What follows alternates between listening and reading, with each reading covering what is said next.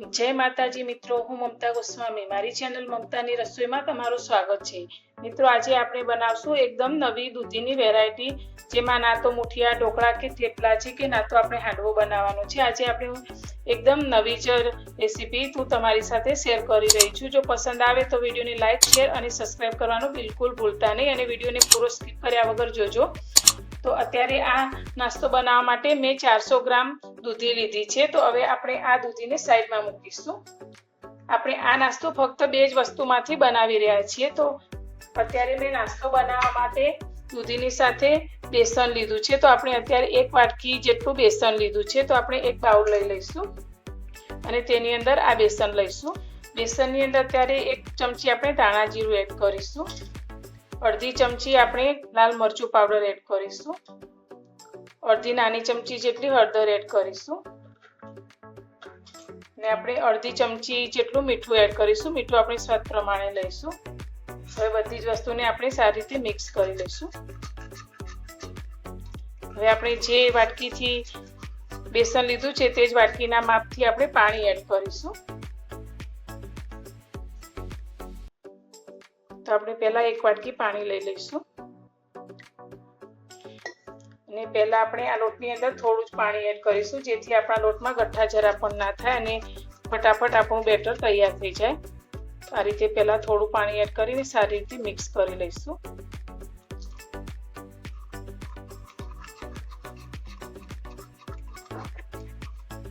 લોટ અને પાણી આ રીતે સારી રીતે મિક્સ થઈ ગયા છે। તો વધેલું 1 વાટકી પાણી પણ આપણે અંદર એડ કરી દઈશું અને ફરી આપણે બીજી 1 વાટકી પાણી અંદર લઈ લઈશું। તો આપણે 1 વાટકી લોટની સાથે 2 વાટકી જેટલું પાણી એડ કરવાનું છે। સારી રીતે મિક્સ કરી લઈશું। હવે આને આપણે થોડીવાર માટે સાઈડમાં દૂધીને આપણે છોલી લીધી છે। તો તેને આપણે 2 ટુકડા કરી લઈશું। અત્યારે મેં દૂધી છીણવાની આ રીતની એક છીણી લીધી છે। તો આપણે આ દૂધીનું છીણ તૈયાર કરી લઈશું।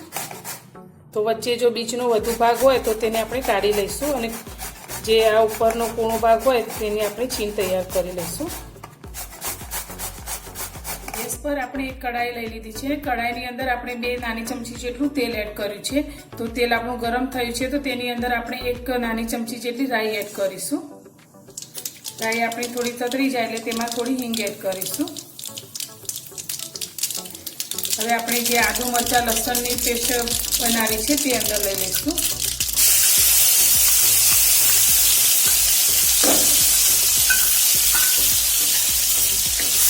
અને આપણે સાચી સાંતળી લઈશું।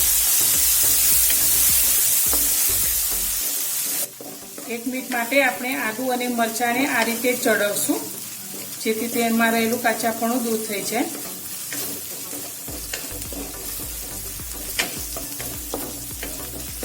તો આપણા મરચાં લસણ સારી રીતે ચડી ગયા છે। તો આપણે જે દૂધીનું છીણ તૈયાર કરીને રાખ્યું છે તે અંદર લઈ લઈશું।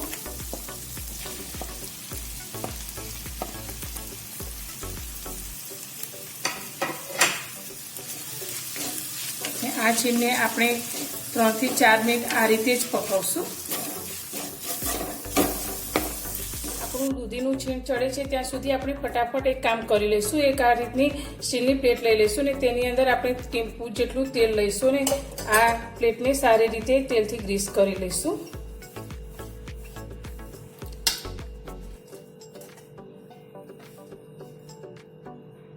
ચારેક મિનિટ જેવું થઈ ગયું છે ને આપણી દૂધી સારી રીતે ચડી ગઈ છે। તો તેની અંદર આપણે દૂધીના ભાગનું મીઠું એડ કરીશું। તો અત્યારે નાની અડધી ચમચી જેટલું મીઠું એડ કરીશું।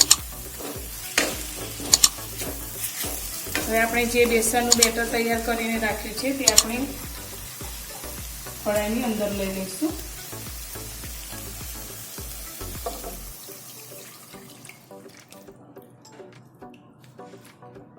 ગેસની ફ્લેમ આપણે મીડિયમ રાખી અને આ રીતે સતત હલાવતા રહીશું, જ્યાં સુધી આપણું આ બેટર એકદમ જાડું ન થઈ જાય ત્યાં સુધી આપણે તેને આ રીતે જ હલાવતા રહેવાનું છે અને ગેસની ફ્લેમ આપણે મીડિયમ રાખીશું।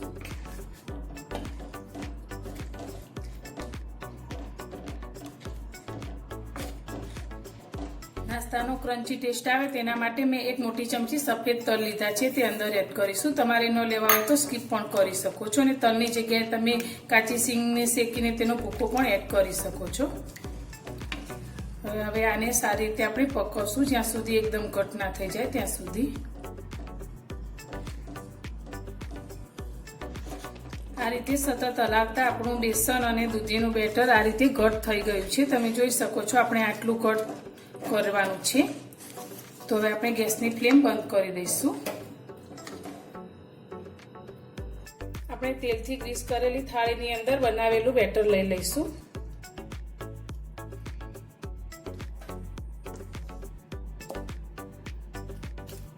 અને આપણે બધી જ બાજુથી એક સરખું પાથરી લઈશું.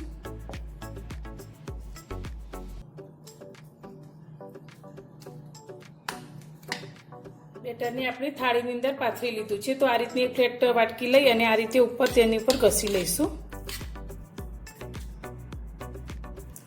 અને હવે આપણે આ થાળીને એકદમ ઠંડી ન થાય ત્યાં સુધી આ રીતે જ રાખીશું.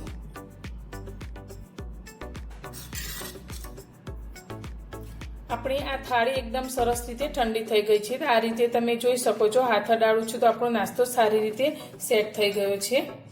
તો હવે આપણે તેને કટ કરીશું. તો તમે તમારા મનપસંદના સ્ક્વેરમાં કટ કરી શકો છો.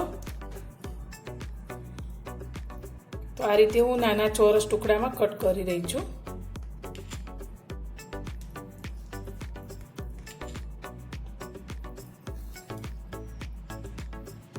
નાસ્તાને મેં આ રીતે ચોરસ ટુકડામાં કટ કરી લીધો છે. તો તમે જોઈ શકો છો આપણો નાસ્તો એકદમ સરસ રીતે કટ થઈ ગયો છે. આ રીતે એના અલગ નાના નાના પીસ કરી લીધા છે. તો હવે આ રીતે આ નાસ્તાને તમે આ રીતે જ પણ ખાઈ શકો છો તો પણ એકદમ સરસ ટેસ્ટી લાગે છે. પરંતુ આપણે આ નાસ્તાને ફ્રાય કરી અને તેને ક્રિસ્પી કરીશું. તમે આ રીતે બનાવીને આને 3 થી 4 દિવસ માટે ફ્રીજમાં રાખી શકો છો અને જ્યારે પણ ખાવાની ઈચ્છા હોય ત્યારે તમે તેને ફ્રાય અથવા સેલો ફ્રાય કરીને ખાઈ શકો છો. તો હવે આપણે સાઈડમાં તેલને ગરમ કરવા રાખી લઈશું અને નાસ્તાને તળી લઈશું. તેલ આપણું સારી રીતે ગરમ થઈ ગયું છે. તો આપણે બનાવેલા નાસ્તાને તેલની અંદર લઈ લઈશું.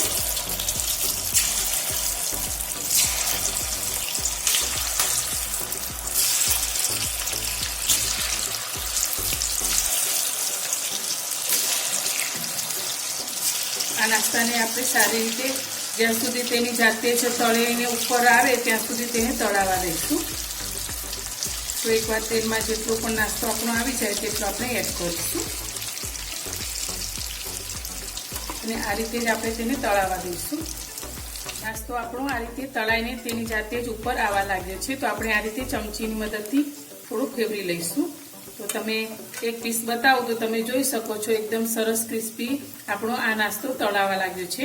તો હજુ આપણે તેને 2 થી 3 મિનિટ આ રીતે તળાવવા દઈશું.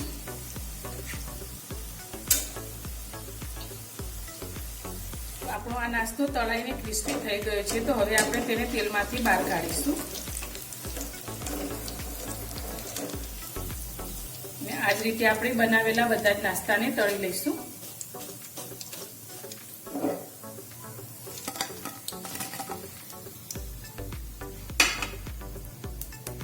મિત્રો તૈયાર છે આપણો દૂધી અને બેસનમાંથી બનાવેલો એકદમ ક્રિસ્પી નાસ્તો. તો આપણો આ નાસ્તો ટોમેટો કેચઅપ સાથે અથવા તો દહીં સાથે અને તમે ચા સાથે પણ ખાઈ શકો છો. તો ખૂબ જ સ્વાદિષ્ટ બને છે આ નાસ્તો. તો એકવાર તમે જરૂરથી ટ્રાય કરજો. તો તમે જોઈ શકો છો ઉપરથી એકદમ ક્રિસ્પી એવો આપણો આ નાસ્તો તૈયાર છે અને અંદરથી સોફ્ટ. તો મારી આ નાસ્તો બનાવવાની રેસીપી તમને પસંદ આવી હોય તો મારા વિડીયોને લાઇક કરજો, શેર કરજો અને મારી ચેનલ પર નવા હો તો ચેનલને સબસ્ક્રાઈબ કરજો. તો ફરી મળીશું નવી રેસીપી સાથે નવા વિડીયોમાં.